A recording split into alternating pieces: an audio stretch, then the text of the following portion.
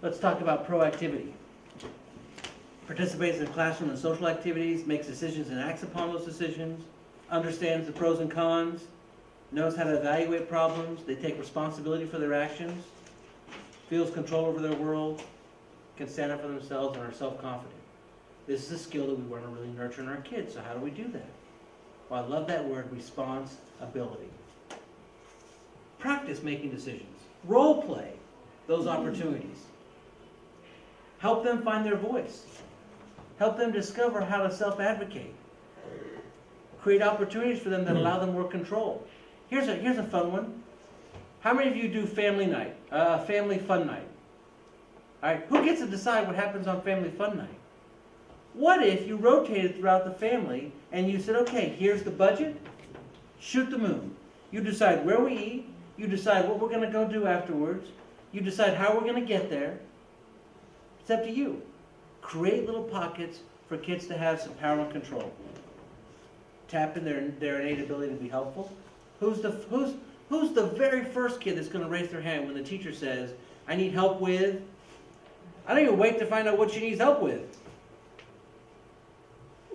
Utilize strengths that supports others. And Rick Lavoie talked about something called the social autopsy. All right?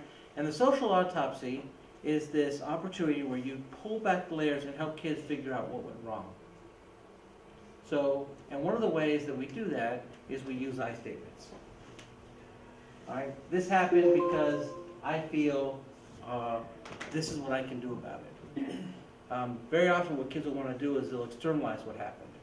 But when you help them work through the choices that they made, when you help them climb what I call the accountability ladder, when you help them figure out these are the things that happened and this is where it went wrong, that's when the learning can occur. I'm also a big fan of establishing redirection techniques for kids. Yes? I'm sorry. When you say they externalize it, do you mean they try to find every reason that it wasn't their mistake? Yes. And well, kind of excuses? Is that? It's not quite that simple. Okay. What kids do though is they look at all the reasons that it happened that isn't their fault. And it's not that they're not trying to take responsibility. Okay. That's their view of the world. That's how they see what happened. Okay. All right. So until they get to the fact that the situation really occurred because of something that occurred 3 days ago, where the whole ball started rolling, you've got to help them peel back the layers of what happened until they can get to the core of what their reality is. Okay. So Because isn't it all of our nature a little bit to sort of externalize and talk about why it's not our fault? And I do this with my staff. They'll come and they'll talk about what somebody else did that created a messy environment for them. And one of the first questions I always ask is, well, what could you have done about that? Where in the process could you have made that shift or turn that you could have taken control back of that situation? Yes. Just one quick question to Sure. recap on that. I'm glad you brought that up. I'm having that problem with my oldest son, and I do peel it back like an onion. Yeah. To 3 days ago.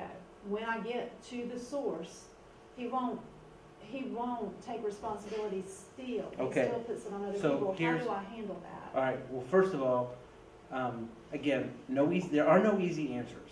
All right. Okay. But in your statement, you shared what made that more difficult. You said, I peel back the layers. Okay? Yes, to peel back the layers. All right?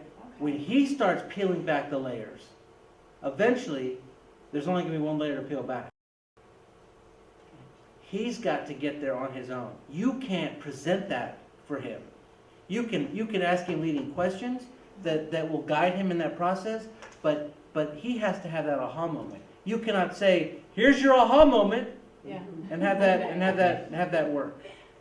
Yeah, not real good. Yeah. All right. So let's see. Practice I statements. Let's see. Establish redirection techniques. Verbal prompts. Code words. We have a code word in my house. My kids and my wife have a code word for me when they feel like I'm getting too. Well, yeah. I have a little bit of a mischievous spirit, and so mine is goofy. When the kids say goofy, that means, Dad, Or, my wife, John, if this was fun for a while, it certainly isn't anymore. Cease or desist. Because I don't hear no, don't, or stop. I hear no, don't stop. All right, and I just keep going. But a code word can be a really remarkable way to do that. And establish a gesture with a special meaning. Maybe I need to clarify that for you for just a moment, because there are lots of gestures with special meanings. It may be that in a public setting, there's a thing that your son or daughter does that you both know that's an issue, right? And so perhaps what you do, instead of embarrassing them publicly and saying, hey, you're doing that thing again, knock it off, you just tug on your ear, and you've pre-coded what this means. Now, to everyone else, it just looks like you're tugging on your ear. But they know what you're really saying is, hey, you're doing that thing that annoys other people, knock it off. And that can be just a really powerful way to communicate. It also is different enough that it sends that point home. Now, you have to be careful not to have too many of those, because then you're going through dinner like a third base coach. All right, I want to tell you a little story about my dad. Y'all remember Babyface Nelson? Babyface Nelson was a gangster from the 1920s, and so I was going to give a lecture on Babyface Nelson, and I did so in the first person. But in order to do this, I thought, okay, I need to look like Babyface. Now, I was probably 5'8" at the time. My dad was 6'4". He was gone a lot. And so I went into his closet and I took one of his suits and I put on the jacket. It was kind of big and baggy, but that sort of looked like the pictures. The problem was the pants. But I had a solution. What do you think I did? You think I took scissors and I cut those pants? I did. And then I took them over to a neighbor to hem them for me. I wouldn't ask my mom to do that. So, I know you're wondering what happened. I got an A on the paper. So we're at dinner. My dad comes home to learn that not only had I done this, but it was actually his best and most expensive worsted wool pinstripe suit that I had taken. And there at dinner, my brother is just waiting gleefully for the carnage he's about to witness. And my father says, I understand that you went in my closet and you found a suit so that you could give a one-time assignment on Babyface Nelson. John, is that accurate?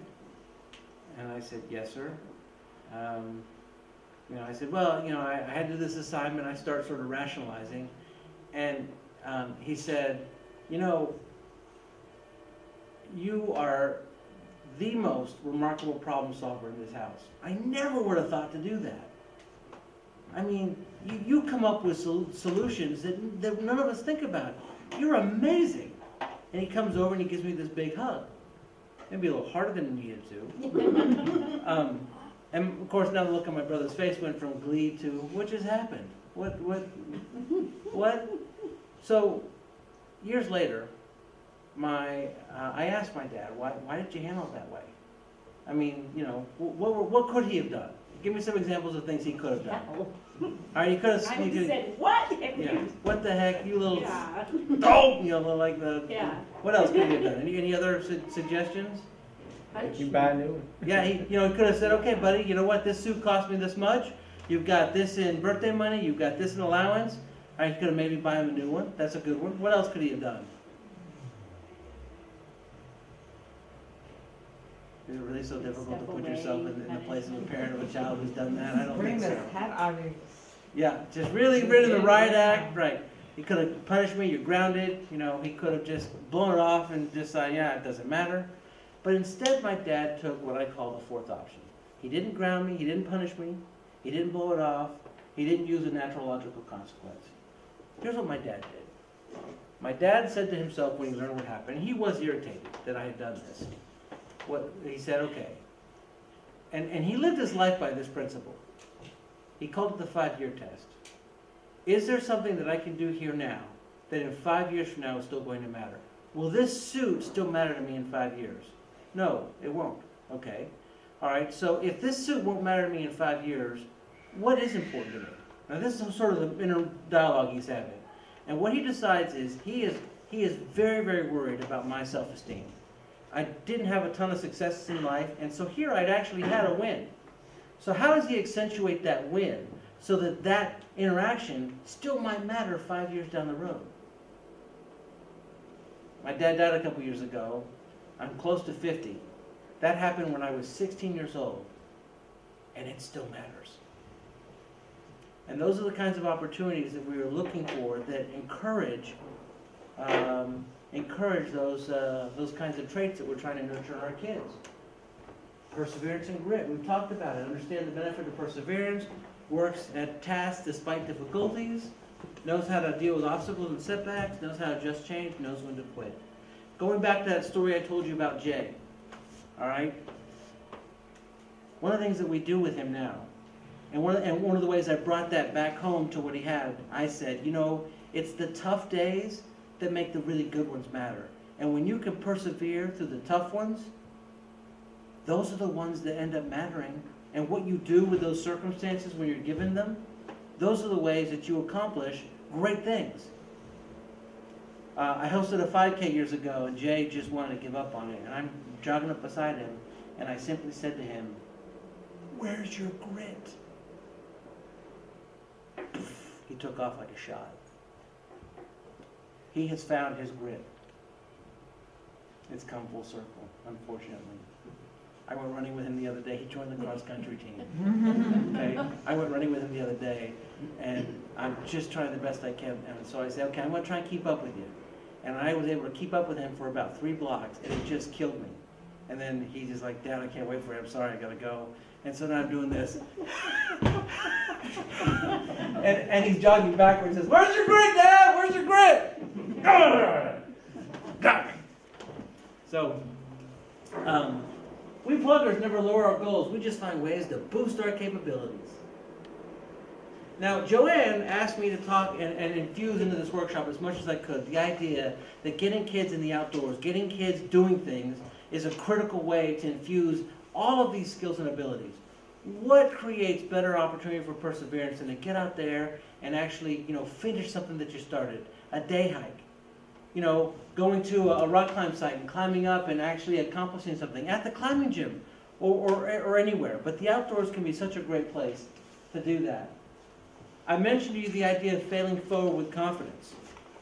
Successful adults with learning disabilities and ADHD have learned how to become problem solvers. Okay? They learn to view failure as the beginning, as an opportunity to try and accomplish something. What did Edison say about the light bulb? Does anyone remember? Anyone read that quote? It'd make a great one in here. He said, "I learned." Anyone? Do you know? 1,000 ways to do it wrong or something like that. Do you remember? He said, "I learned 2,671 ways not to make a light bulb." I want you to look over here at this quote from Isaac Asimov. I love it. The most exciting phrase to hear in science, the one that heralds new discoveries, is not "Eureka, I found it," but that's funny. I love that so much, I'm going to keep that. Because when we start to view those failures, not as they are part of what makes me someone who can accomplish things, but we start to view them as, okay, all right, I know that doesn't work. Part of what is it? Practice until we get good at what we need to get good at. The learning curve. What's the definition of insanity? Getting from single out of our numbers. All right, go ahead and say it loud enough so the camera can hear and they can hear. Continuing to do the same thing and expecting different results. All right, continue to do the same thing over and over and over and expecting different results. Yeah, and so what do? We teach the API method. Assess, plan, implement, evaluate. Notice that I've got implement bigger. What do our kids do first? They go right here. And that's part of what their failure is. And for years I tried to get kids, no, hold on, wait. First we need to assess we need to figure out what it is that we're trying to figure out. And then it dawned on me one day. You know what this is? This is how they're doing that. They don't know what they don't know. And so first we've got to get in there and make a mess of it. And then we can figure out what it is that we're trying to accomplish. That is our assessment.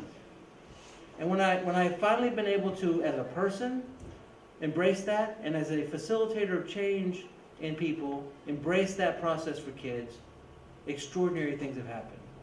Because this is where the learning occurs.